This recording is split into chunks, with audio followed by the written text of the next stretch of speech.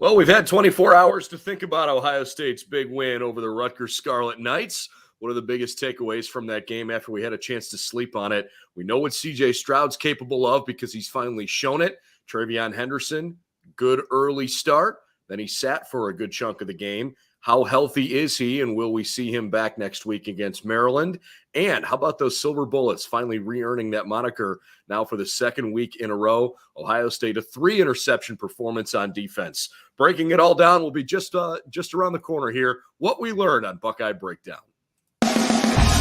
We've got the whole crew together as we cover Ohio State with our instant analysis from Ohio State. There's something that doesn't feel right. Unbelievable effort from him today. Is E.J. Liddell going to crack the first team All Big Ten? I think he can be the guy. I'm not trying to start a quarterback controversy. He seems to have the durability. He certainly has the toughness. This is the question on a lot of people's minds here. Welcome to Buckeye Breakdown.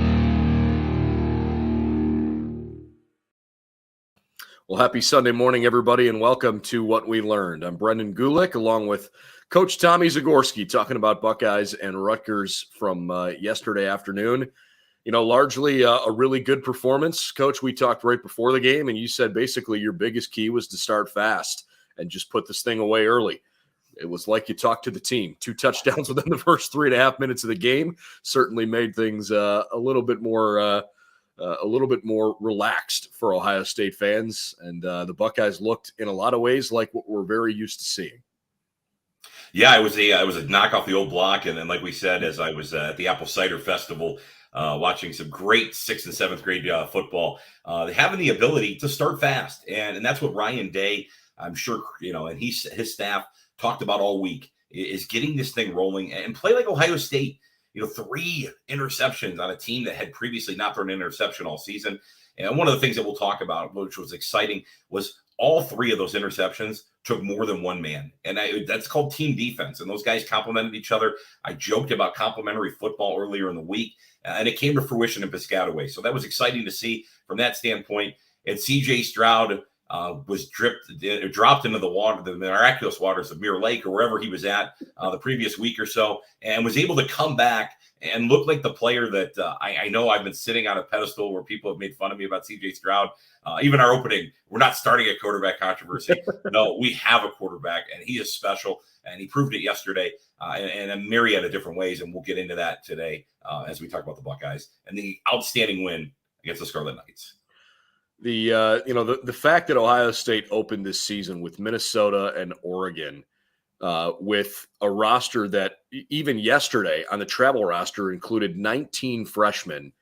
It's the youngest team Ohio State's had in at least 20 years. And I think Ryan Day was willing to admit after a few weeks, he didn't realize just how young this team was. And again, when we say young, we don't necessarily mean always freshmen. We're talking about guys that have been in the program that just haven't seen a lot of snaps. And there were plenty of players that started weeks 1 and 2 that hadn't played a whole lot defensively. Why don't we start with the defense? Because I think a lot of people are still trying to figure out, okay, did it against Akron? Fine. Supposed to. Did it against Rutgers yesterday? I don't know. Rutgers is, historically not been great, but they're starting to turn things around a little bit. Maybe we should feel a little better, but not convinced. What did you see from the defense yesterday that makes you think, no, maybe things are moving in the right direction? Confidence. The defense came out and played confident. You look at Tommy Eichenberg's interception, and I know it was later in the game. It was a check. And what I mean by check was Rutgers got up to the line of scrimmage. They were looking to the sideline. And what they do is you let the offensive coordinator play a video game. And the way people play Madden, play NCAA, they sit there in their video game, they make their checks or whatever they want to do. That's what happened yesterday. They made their check. Matt Barnes had shown a blitz, the AA got blitz that they've been running in different ways for the past couple weeks. And then as soon as they see the check, they still show blitz. They walk up, they drop into coverage. The quarterback panics. He throws the ball. And now as you go see it, Eichenberg comes away with the interception there. But also the other part of that is the fact that, there was just a great job of them playing defensive football. All 3 interceptions yesterday. It took more than one guy. Talik Williams on the one pressure late in the game for the 3rd interception to be able to hit the quarterback's arm. The check that they made, that Matt Barnes, helped those guys with, and Eichenberg being able to be there to catch that interception. And then Denzel Burke's first, pick 6 as an Ohio State Buckeye was really, Cameron Martinez was underneath the play, and the quarterback had to throw over the top of him, which then, made the throw go even more errant, and Burke was able to, capitalize on it from that standpoint. So the defense played complimentary football the entire way through. The one big explosive play pains my heart because Ronnie Hickman was in man coverage on the drag and really couldn't cover their most explosive player, their big return guy, who had the big run off of that. But for the most part, you watched the group play hard. They rallied together. You had JTT throwing a big block on the touchdown, interception, or late in the game, early in the game rather. It was really, really fun to watch those guys play together. And one of the things that I think that really stands out, and I know a lot of people probably don't look at the box score after the game, but when you look at the box score after the game, there were so many defensive players on that box score. It took up almost the entire page. Whoever the Rutgers SID is, they had to knock that, it had to be a 2-page deal for tackles. That doesn't happen. So to see that, it was really exciting, from that standpoint, and really just to see a myriad of different guys get in there and get to play and play effective football. And I think going forward, you're going to see this defense continue to play more, and it comes with confidence. And I know I'm going a mile here, but we talked about this, right? And you talked about it, Brendan, in the opening. It's a young football team. They're taking reps. They're going to get better every single week. And as you go forward with this, it's important to see them continue to play that way and play with that confidence and play with confidence that they've earned. It's not confidence that they look at because you walk into the hallowed halls of the Woody and they see all these great defensive football players all over the walls. Tradition can only take you so far. It doesn't play on Saturday. It doesn't wear a helmet. It doesn't wear shoulder pads. And what you saw yesterday was these young men building into the tradition and writing their own story, which is what Matt Barnes is doing as a defensive coordinator right now, or the nom de plume, if you will, of Kerry Coombs that is now Matt Barnes as a defensive coordinator. That's the name of feather for those of you that are at home going from that standpoint. But you look at it from that standpoint, and I think the perspective is these guys are going to play fast, they're going to play hungry, and it's really hitting at the right time in the schedule. They have a great opportunity to go beat up on a Rutgers team. Maryland is going to come into this game after throwing more picks than I didn't think what Minnesota did against Bowling Green can be capitalized. And Maryland says, not so fast, my friend. We can throw a lot of picks as well. So they're going to come in. They'll have an extra day to prepare for the Buckeyes, which we'll get into. And then Indiana, who's kind of reeling right now. So you see that going forward. It's really a great stretch for the Buckeyes. And I think the defense is getting where they need to be at the right time. I didn't know this until after the game when he told us this, but Denzel Burke said that was the first pick 6 he's ever had in his entire life. What a time for it. No kidding. A kid that elite, you think about it, if you're playing Pop Warner football in Scottsdale, Arizona, you're probably not throwing to his side. His first opportunity to get in there to score, he thanked the good Lord for it afterwards. And then, the route started from there. It picked up everybody, and even the sideline. You watch these guys getting different picks. I mean, Tommy Eichenberg's interception, he runs to the sideline, and Dwan Jones is sprinting to go congratulate him because he was so excited about it. I mean, this team is finding itself. They're finding the identity, and I think the outside noise is helping them. The outside noise is kind of helping them, and it's letting Ryan Day tell these young guys, hey, there's a lot of people that cover you, you and I included, and put your headphones on, focus on what you can control, and just go play football. And that's what they did yesterday. It was fun and how about CJ Stroud after the game and some of the comments that he made that made me wonder, if some of this is a little manufactured for the team, because it's obviously working. But CJ gets up there and says, look, the brotherhood is not, some tagline, it's real. And, whether it's me or Kyle or Jack or JP or Jagger or whatever, he's running through the gamut, goes, we got each other's back. We pray for each other. Like these are our dudes. And then he goes into this whole, it's Ohio against the world and everybody's counting us out. And that's fine. And we like that. And I'm kind of like, is everybody really counting them out? I think they've got a lot less of a chance of making the college football playoff after losing to Oregon, But after yesterday, by the end of the night, things are continuing to look mighty good for the Buckeyes, considering Notre Dame got spanked. Oregon lost to a kind of a bad Stanford team. Let's just call it what it is. Arkansas got shut out by Georgia, who now hasn't given up a point in 2 weeks to 2 SEC schools, which is a little scary. And Alabama, I realize the final score was 42-21 over Ole Miss, but Alabama handled Ole Miss. That's 4 teams ranked ahead of the Buckeyes that lost. And I thought Oklahoma looked vulnerable again yesterday. Now, they keep winning, but they also keep not looking good. So, the Ohio State's chances to make the college football playoffs suddenly, to me, are very real again, because Ohio State's going to play Penn State. And if things continue to go this direction, then they would also play Iowa in a Big Ten championship game. You could have directly, wins over those two programs. Frankly, the team that I'm most interested to watch moving forward is Cincinnati. How are the Bearcats going to go the rest of the year? After what Houston did to Tulsa on Friday night, Houston might be the only tough game, maybe UCF, on Cincinnati's schedule the rest of the way. If the Bearcats run the table, could they potentially knock out, if we project it forward here, could they potentially knock out an Ohio State team? Maybe. I don't know. Ohio State's going to have opportunity to play some high-quality games against Iowa and Penn State the rest of the way. The Buckeyes, I think, should be rooting for Michigan to keep winning games so that looks like a good win. But to me, it feels a whole lot more possible now than it did 3 weeks ago that the Buckeyes could still make the playoffs. So I just say all of that to go back to CJ's comments and go, I'm glad that, whatever they needed to do to fire themselves up to play Rutgers worked, because it was a great performance. But I don't know that Buckeye Nation was necessarily just writing them off either. It's cultivating great leadership. It's inside the building, and it starts there. And it was after the Oregon loss, and Haskell Garrett made a comment that said, we are right where we need to be, and we have a lot of football ahead of us. And it was a mature comment by a mature player on a young team to make that comment publicly, and it gets echoed throughout the halls in the facility. And here's the difference. A lot of people say things in locker rooms. A lot of people say things in facilities. A lot of people say things behind a microphone. These guys believe that, and they live it every single day. They walk into that facility and know that there's something different. There's something special about this group. And I'm not anointing these guys. I'm not saying they're going to go to the college football playoff, but I do think if they win out and Cincinnati wins out, they get in, Cincinnati doesn't. Like, it's just, that's what's going to happen. I know that sounds crazy, but that's what's going to happen, because at the end of the day, the brand that is Ohio State is what people want in the college football playoff.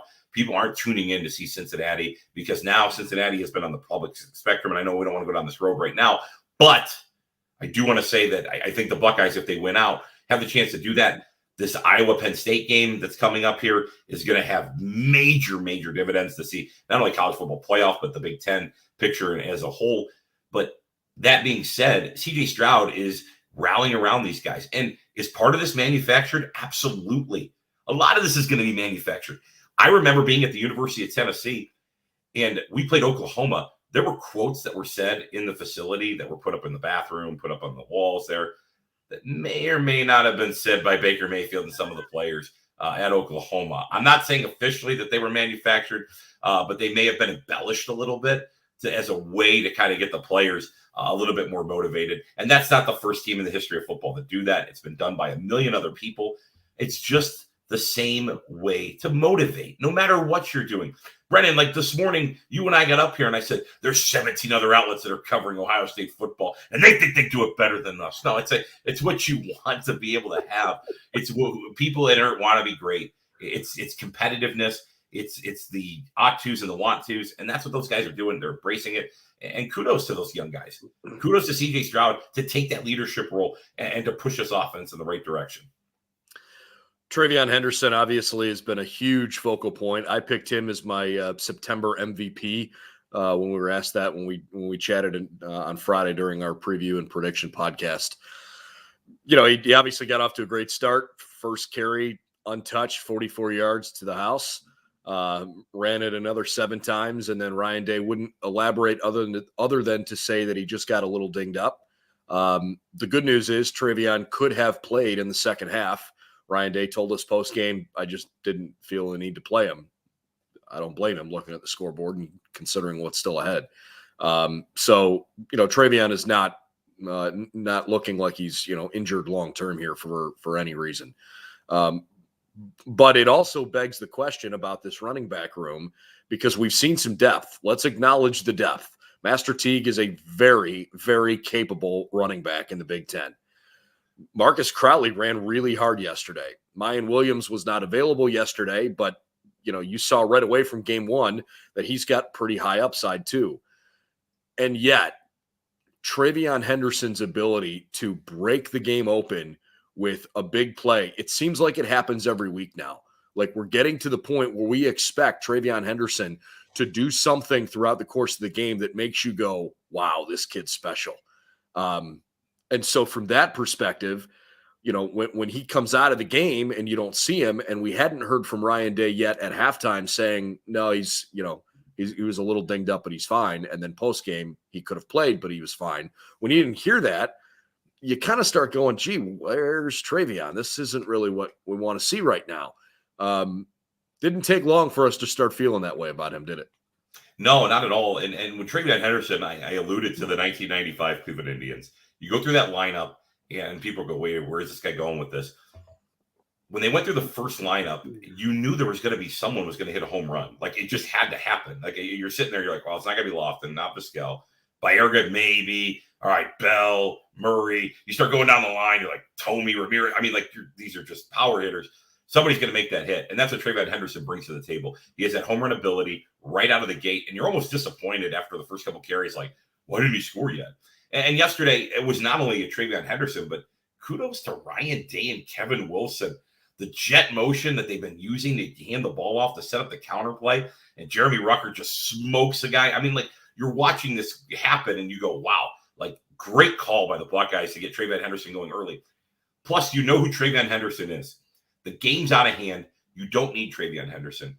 Brendan, what's your dream car? Any car that you could drive, Brendan, what is it? Oh, geez, I don't know. Never really been a big car guy. Let's just say a Lamborghini, because I don't. All right, so Brendan, you've got a Lamborghini. That Lamborghini is precious. There's a lot on the maintenance on it. That Lamborghini, there's going to be certain times you want to drive it. It's a fall day. You have to drive in an area that's got a lot of potholes in Northeast Ohio. It's going to be rainy. It's kind of nasty. Do you really want to pull out the Lamborghini? Like, probably not. When you need the Lamborghini, you go to the Lamborghini. Trevion Henderson is not needed in that capacity. And I'm not saying Trevion Henderson's a car. I'm just saying his elite level and the status that he brings to the field. You want to have him at different moments throughout the season. We know who Trevion Henderson's going to be. And there's going to be a game going forward here that in the Big Ten play that maybe we don't foresee right now, where Trevion Henderson's going to have to carry the ball 25 times. And you want to take those hits off him. It's stupid to let him run the ball late in a game like this against a team like Rutgers when the game's completely out of hand. I mean, at that point, when you're scoring 40-plus points in the first half, you're not going to need him going forward. So it's a good other way to rest him, keep him healthy, keep him ready to go. He's special. He's unique. And there's going to be another game where we're going to need to hand him the football X amount of times to go win that thing. And to just see him flash early is really exciting. And kudos to Tony Alford for developing a deep room. And Master Teague is not sexy. He's a meat and potatoes running back that's going to protect well. He's going to get you a couple yards. He's going to fall forward when he needs to. But then to see a guy like Marcus Crowley step up yesterday, who really isn't even in the conversation at the running back room, Mayan Williams, from that standpoint. And then you see him go. He ran really well. I think he averaged over 8 yards a carry yesterday. And that's it's indicative of a great run game. It's indicative of a good offensive line and indicative of an outstanding coaching staff of being able to put those guys in the right spots and allow them to succeed. And I think going forward, if you could see that for the Buckeyes, they're going to be able to run the ball deep into the month of November, December, and potentially January. Got a quick question here. What's the deal with Mayan Williams? Everything that I've heard is just that it's an undisclosed injury. I don't have any more information other than that. I read something about, within some fan forums that, he was going to hit the transfer portal because he was mad that Trevion Henderson, essentially supplanted him after the first game. I haven't heard that anywhere from anybody in any legitimate way. So I would not pay any credence to that whatsoever. But, you can't avoid those things. I mean, sometimes people just say that stuff. Yeah, I mean, the portal's a blanket. It's a pacifier. It's an adult pacifier. You don't like what you like here? Well, pop that thing in and kind of soothe yourself and go, oh, okay. Yeah, Mayan Williams could jump into the portal tomorrow and somebody's going to go after him. But also, Mayan Williams isn't dumb. He knows that Ohio State's a special place to be at. He's a kid from the state of Ohio who had a million other offers and got offered late by the Buckeyes. So it means something to him to be here at Ohio State. And I think he also is aware that Trevion Henderson's not going to be here the entire time that Mayan Williams is here in Columbus. Yeah, fair enough. Look, we've talked a little defense. We talked CJ Stroud. We've talked about Trevion Henderson. Before we maybe pull back and talk bigger picture college football here for a minute, anything else that stood out to you? Oh, you know what? There was one thing I wanted to bring up. I forgot. Special teams. I was extremely impressed with how well coached Ohio State was on special teams yesterday and how ready they were for any of the antics that Rutgers pulled on them last year. The covering, the fake punt. You couldn't have done it any better than that. Could Rutgers have completed that pass? I guess technically where that window was, they could have. It would have taken an absolutely perfect throw. Cam Martinez almost picked it off. It was really well coached. They were very prepared for that. Blocked an extra point. Jesse Mirko had a good punt. I just thought all in all that yesterday was a pretty darn good special teams performance for a team that needed to make sure they could click in all phases of the game. Yeah, I mean, you talk about a phase of the game that sometimes gets uncelebrated. First of all, perfect in field goal situations thus far this year with Ruggles, which is a kudos to him and doing a phenomenal job coming in and being able to be the guy in those dependable situations. But then, like you said, the fake punt, and when you see that issue, he could have ran it. He had the opening if he would have taken off. So it was designed to throw. But being able to run the football as well for that situation, because the throw I thought wasn't there. I thought that, like you said, the window, I just thought it was too tight. And in that situation, what you teach that up back is that it's got to be the perfect throw. If not, they had the extra up back who could have been the lead blocker to the right-hand side, which they probably would have had a better chance at it. I'm not saying they would have gotten it, but it was great to see the Buckeyes ready and alert for that, especially coming into a game like this. Your coaches all week, you're prepared. I've been a special teams coordinator. I've run that punt return unit. It is probably one of the most I take a deep breath right now because I even just thinking about it, I'm starting to get pressure in my chest. I mean, legitimately, it is like heart thumping because you don't know. Punt is changed every single week in college football. It's a new formation that you don't know what they're going to do. Like as a punt unit, you reinvent yourself every single week and you give a different formation. So Ohio State's punt, special teams unit is preparing for this, not knowing what it's going to look like, just knowing that these are the things that could potentially happen throughout the day. It's a lot. It's a lot to prepare for. And they looked phenomenal yesterday. The Buckeyes took care of business and really executed their superior athleticism as well. Great kudos to the coaching staff to be prepared for that, but also, really, really nice job. One thing before we go forward, Brendan, I want to bring back to CJ Stroud that I don't think I alluded to. His ability to set his hips and follow through on his throws yesterday were phenomenal. That's why he was so accurate. That's why he had the ability to be somebody, I think, really, really dominant for the Buckeyes yesterday. And I think if he played like that the first couple of weeks, we probably would have a different tune on who our MVP was for the Buckeyes. I mean, he fearlessly let it rip. I mean, it was as composed as he looked in the pocket, and give the offensive line some credit for keeping him clean. But I mean, he stepped into every throw and I mean, he followed through, but like he was hitting guys on the money every time. I'd have to go back and watch this to double check it, but I'm comfortable enough saying this. I'm pretty sure that he didn't overthrow a single guy all game. I think he was 17 of 23 for 330 yards and 5 touchdowns. And I don't think any of those 6 incompletions were overthrows. I remember a couple that he dumped at guys' feet. One I think that he threw away, but like I don't remember him airmailing somebody. That was the only thing that was driving us nuts for 3 weeks, because those are dangerous. You can't miss high over the middle of the field. Like you learned that football 101. I hope that, taking 1 week off was all it took for him to get it going, because if he can play the rest of the year like he played yesterday, And by the way, against a Rutgers defense that has been much, much better this year, Ohio State fans don't want to hear this. That Rutgers team doesn't stink. They're not that bad. The Buckeyes played that well yesterday, which is why everybody feels good. It's, don't get so caught up in the final score and the fact that Ohio State pulled away early in the game against a team that you're used to seeing that against. Rutgers is not, they're not going to threaten for a conference championship, but they are not a bad football team the way they used to be. And it's why I am so much more willing to say, okay, what we saw yesterday from CJ Stroud makes me feel a million times better about the rest of this season. I agree, Brendan. I think Rutgers is a bowl team.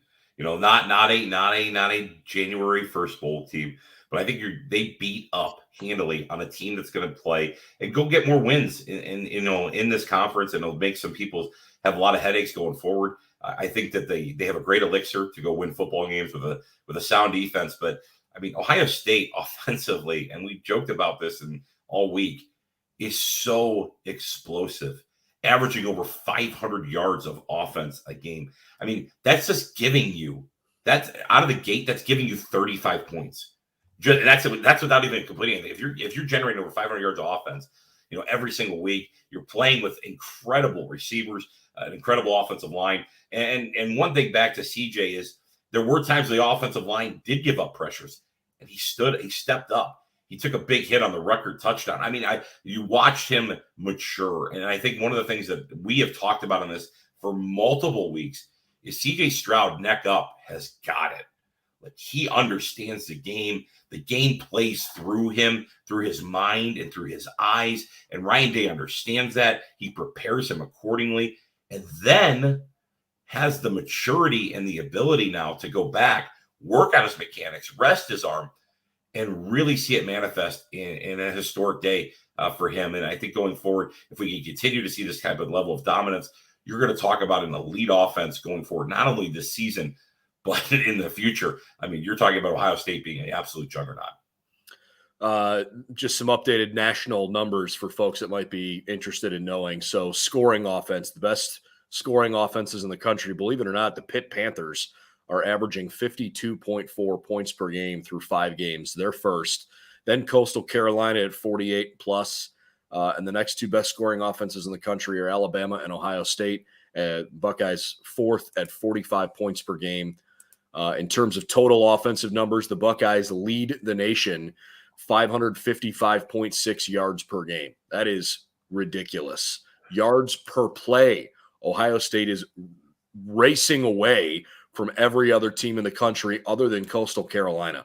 Ohio State is averaging 8.57 yards per play. Coastal Carolina, 8.41. They're actually, their national ranking's not a fluke. They've got a good team.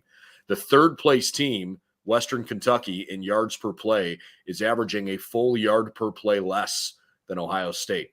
And the Buckeyes have already played three Power 5 conference teams. And you might say, well, gee, they racked up a bunch of yards against Akron and Rutgers. They did it against Oregon, too. They just couldn't convert fourth downs, and the defense didn't play well enough. This offense is silly. And that's why I am feeling so good about yesterday for 2 reasons. CJ Stroud looked the way he looked, and the defense is starting to play with confidence. They've got better blitz schemes. I mean, there were plays yesterday I saw where Jack Sawyer was lined up at defensive end and, dropped back into coverage, and the middle linebackers came on a blitz. And when you get Jack Sawyer or JT Tuimoloau in space one-on-one with a back, the defensive ends are tending to win those battles. It's not happening in a lot of places.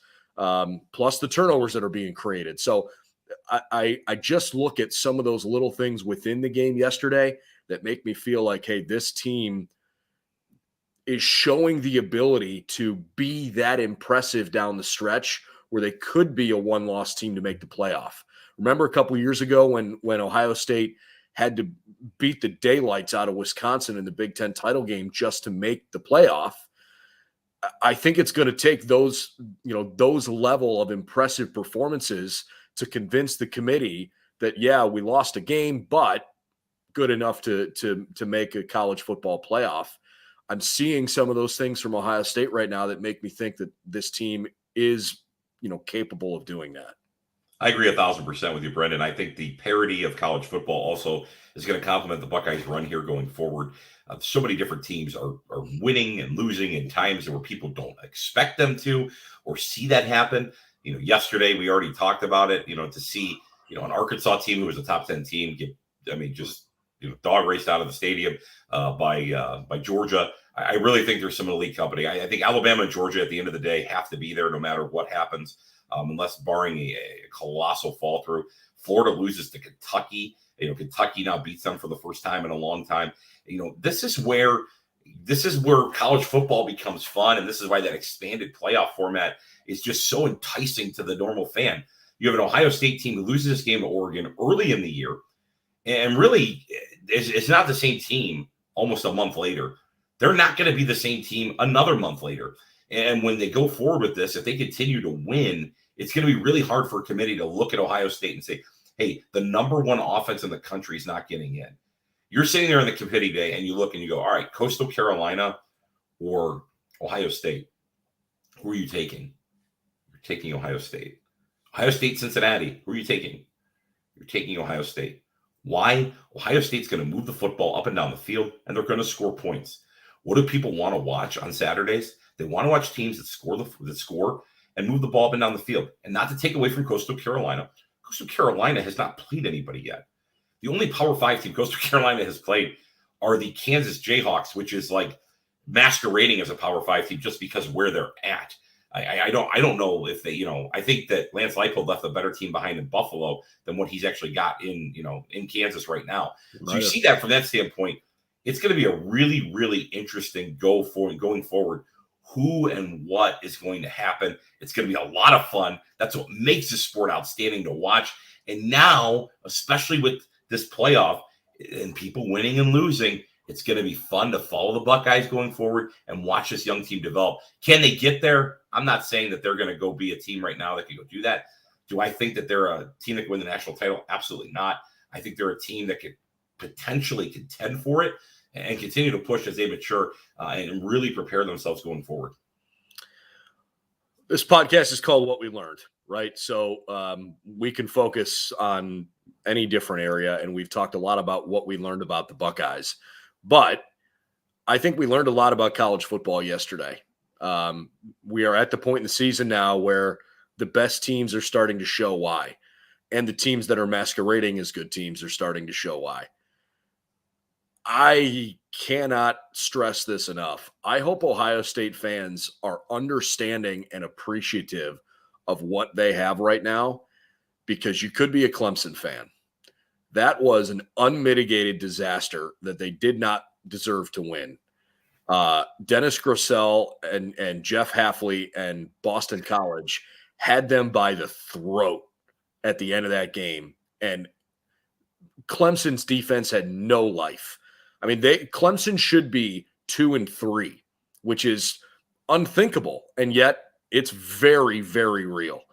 I think maybe we gave them a bit of a pass after week 1 because they played Georgia, and it was a really defensive game, and just assumed that, well, if they struggled against Georgia's defense, it's just Georgia. Don't worry about it.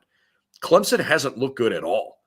Oklahoma, who is supposed to be this team that is going to go to the SEC and they think they can compete, they have, 7 straight years now won the Big 12.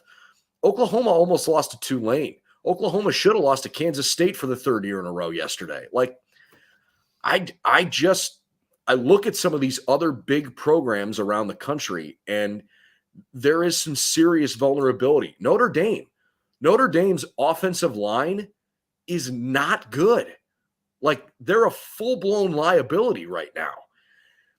Notre Dame's got high expectations. They made the playoff a couple times in the last 3 years. So for Ohio State fans right now, I guess the reason I say all that is to say I hope you enjoy the ride and are willing to understand that the season's going to have some frustrating moments and hopefully some highlights, because nobody's questioning the talent. There have been some frustrating things about scheme or coaching that talent throughout these, this first month of the season. But man, this team is starting to figure it out. Ohio State has a Maryland team next week that threw 7 interceptions last week. 7. That's unthinkable.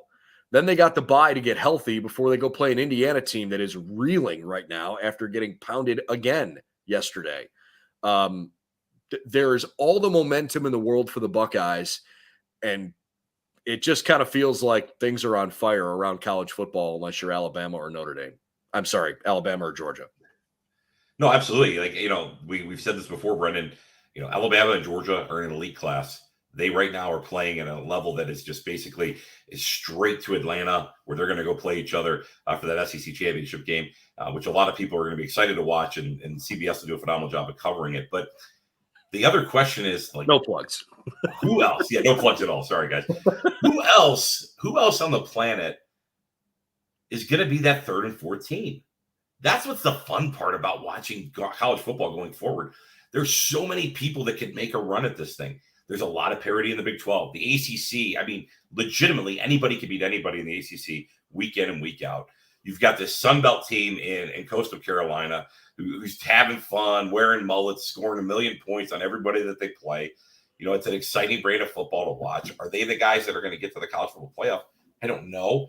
Are they beating teams handily because they want to be in the college football playoff? Absolutely. I mean, they played UMass. They were going after it with 2 minutes to go in the game because they were just trying to score as many points as possible to be like, hey, committee, we're here. Like, we want to come play. Like, we've got everything ready to go. Don't UCF us. Like, we want to get in. And then now you got Cincinnati, who Luke Fickell, Buckeye fans are all, wow, we love Luke. Yes, we all love Luke. Luke fell on the sword for a really, really probably the worst year of Ohio State football in the last 25 years. But after that, Luke's gone on and he's built an incredible program down at Cincinnati. And he's done it with a lot of local kids that are Ohio kids, and he's gotten to stay home to come to a place like Cincinnati. And, kudos to him. Kudos to him and the program that he's building. And now going forward, like, who are the other teams that you're going to see take that next step to have that ability? But if Ohio State wins out in this Big Ten, they're going to be there at the end of the season, playing in the college football playoff. But it's going to be a lot of fun to watch. It's going to be a lot of different teams that are going to compete and go with it. Where you want the next domino to fall is Oklahoma. Oklahoma is eventually going to lose a football game. It's just going to happen. I just don't see them taking the next step yet as a program. And I think a lot of people that don't follow Oklahoma football don't understand. Oklahoma has lost almost their entire offensive line from last year. I believe there were 3 or 4 of those guys that were drafted off of last year's team. That's a lot of guys to replace up front. And they were good players. And Oklahoma and Spencer Rattler grossly grossly inflated going into the season, potentially the number 1 overall pick in the NFL draft. I don't think that's going to happen. So there's a lot of things that are happening, going forward where, people maybe speak things into existence. And Ohio State's just going to quietly continue to do, like CJ said, us against the world. He's going to those guys are going to continue to develop, continue to grow, and see where they end up sitting at the end of the year. Because at the end of the day, Brendan, you're not penalized for winning football games. So we talked about Notre Dame. I said, we talked about Notre Dame before that Wisconsin game. We're like, oh, Notre Dame. Well, they win football games. And when you win football games, that's what happens. Yesterday, they didn't win. And now what happens? Now they're reeling in South Bend. It always is whatever happens that Saturday that kind of sets the tone, really for the rest of your week. So it's going to be an interesting run of it. There's not another team other than Coastal and Cincinnati that I see as the outliers that are kind of sitting there on the threshold. It's going to be really, really interesting to see what transpires going forward. Oregon losing to Stanford in overtime last night, and having, I think they were down 17-3 at halftime. Kudos to Stanford, the Stanford Cardinal, who, David Shaw just somehow figures out a way to play football there. They don't have the best players in the world. They have a very limited recruiting pool that they can go into. Realistically, they compete with Northwestern, and that's kind of it in recruiting. Those are the two. Because of the academics at those two institutions, they have to have a certain way to go at it, and they're doing a good job. So, kudos to them, going forward. And Palo Alto is a beautiful place, but also you have to have a special ACT to get in there, and not everybody has that God-given ability. So it'll be interesting going forward. Now that hurts the Pac-12 because now they're not going to have a team. I was just going to say, the only thing that I don't know about, for what Ohio State can't control, if Oklahoma goes undefeated, I don't think it's likely, but if it happens, they're in, right? They've got to be in. Absolutely. And if Oregon doesn't lose a game the rest of the way, And if their resume looks pretty similar to Ohio State's, because they're both one-loss teams and things tend to even out, you're probably going to see a reasonably similar strength of schedule. If it's close enough, I think Oregon's going to get in because they beat the Buckeyes, and it's just going to start and stop there. I think that's the scenario that Ohio State fans are dreading. So if you're a Buckeye fan right now, with the exception of hoping Ohio State wins every game the rest of the year, I think you need some combination of Oklahoma losing a game and Oregon losing a second time. Yeah, there's a lot of noise in Oregon, and I think that's where they're going to lose another game, is just because of the fact Mario Cristobal is like the most talked about coach right now in college football. After he beats Ohio State at Ohio State, deep down inside, is he a Eugene, Oregon guy? No, he's a guy from Miami that would love to return home to Miami and go play and build the Hurricanes back up. And I know that sounds like a crazy notion right now. You're like, why would you leave Oregon to go to Miami? It's something about wearing that logo. Look at Scott Frost. Scott Frost was the hottest coach in the country at UCF not too long ago. And where did he want to go? Lincoln, Nebraska. Who wants to go to Lincoln, Nebraska? Maybe that's Lincoln, Nebraska after the first couple of years. Yes, Scott Frost wants to go to Lincoln, Nebraska. Why? Because he played there. Nobody takes more pride in where they're from than human beings. Like, we love where we're from. I'm from Cleveland, Ohio, and people are going to laugh. I think Cleveland, Ohio is the greatest place on the planet. And people look at me and go, Cleveland, Ohio? Are you kidding me? And I will fight to it because I'm proud of where I'm from. You take pride in where you're from. Mario Cristobal, there's a lot of noise in that facility. Nobody wins football games when the head guy is potentially leaving. It just doesn't happen. There's only so much energy you have to consume you. And if you're not consumed by the game plan, consumed by preparing those guys, little things get missed, and that's when you lose football games. And going forward, that's going to happen. I'm not, I will publicly say Oregon will lose again. So I don't think that's an issue for the Buckeyes to be concerned about. I do. They're going to lose another game in the Pac-12. They play those late night games on the West Coast. It's a different brand of football. It's hard to get those guys prepared every single week to do that. I agree 100% with Israel. I mean, if we win, we're in. I agree. I think that's going to happen. And it gives the Buckeyes, some more hope with this young team. And they continue to get another game. And then why I say that's so important is for the development of Ohio State. And I know I'm going off on this. When you get to go play a bowl game, the NCAA gives you 15 additional practices for that bowl game. When you go to the college football playoff, you pick up another week. You're looking at 21 to 22 other practices. That's 22 more opportunities you have than the guys down the street. That's huge. That's huge. Brendan, you were a baseball player growing up. If you had 22 more tokens than everybody else at the batting cages, wherever you went to the batting cage to go look at it, what would happen? You become a better hitter. Why? Repetition. You get 22 more rounds of golf in the summer than the guy in the cubicle next to you at work. Guess what happens? You're going to be a better golfer than him. Because why? Repetition. And this is what happens for the Buckeyes. And this is why Ryan Day is going to push forward, not just to get to the college football playoff, because I don't think we're ready to be a national championship team. But if you can go win that first one and potentially get an opportunity to have that second game to go play, it's 22 practices that nobody else is getting. And I think it's special to see that going forward. I totally agree. And it's part of the reason why college football feels like the system of, the rich get richer. The best teams get the best recruits. They play the longest seasons. They get more practices than everybody else. They keep developing. It's really, really hard to get there. In a lot of sports, it's hard to stay there. And in college football, it can fall away quickly. But I think it's a little bit easier to stay there because of all the other things that are built in to being a successful program, including all that extra practice time. I don't think Nick Saban's team needs an additional month of practice compared to anybody else in the SEC that's trying to knock them off, but they tend to get it most years. Let's wrap things up talking about the team up north. I know they're 5-0. Okay. I've heard a lot of noise here recently about how good, and back Michigan football is. I'm just not in on them yet. I think they look like a competent team. I think Cade McNamara looks like a decent quarterback. I think their defense is noticeably better. I will grant them that. Offensively, I'm not sold yet. They beat up on Western Michigan and Northern Illinois, who they should have beaten up on. Everybody's saying, oh, they beat Washington. It's a Power 5 team. Washington lost to an FCS program the week before. So Don't give me that. And they they very easily could have lost to Rutgers. By the way, can we laugh now about the fact, I said this yesterday, can we laugh now about the ridiculous fact that Michigan was a 21-point favorite against Rutgers and the Buckeyes were a 15-point favorite against Rutgers? How'd that work out? Michigan's defense looked fine, I guess, against Rutgers. Their offense kind of stunk in the second half. And yesterday, I mean, Wisconsin is proving to have an atrocious offense. Wisconsin's defense still plays decent football. But like, I'm sorry, I'm just not in on Michigan yet. I want to see them play well against a good team. If I'm a Buckeye fan, I mean, I know they're undefeated. I'm not worried yet. No, I'm not worried either. And it's I think somebody tweeted out yesterday, it's been 3,000 plus days or whatever.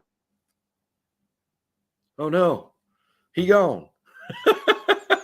What a note to go out on. We'll see if we can get him back. The Buckeyes obviously, have won that rivalry game, time and time again. And it's always going to have people's attention. It's always until Michigan can find a way to beat Ohio State, Buckeye fans are going to continue to feel like, hey, this is a game we're going to win, week in and or I should say year in and year out. We'll try to get Coach Z back, but we'll wrap it up anyway. So, look, Ohio State continues to look the way that you would expect them to look if you're a young team that is trying to keep growing. All in all, a really good performance against Rutgers, and glad to see that the Buckeyes are taking steps forward on the defensive side of the field, because I think that's frankly been where it's been most important.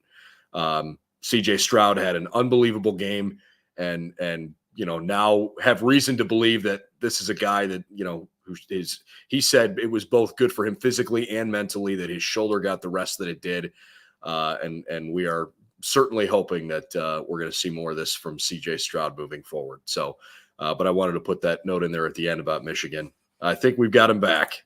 He made it. He returned. Damn school up north, Brendan. Somebody from Michigan, spited you. Yes. As soon as you reminded everybody how long it's been.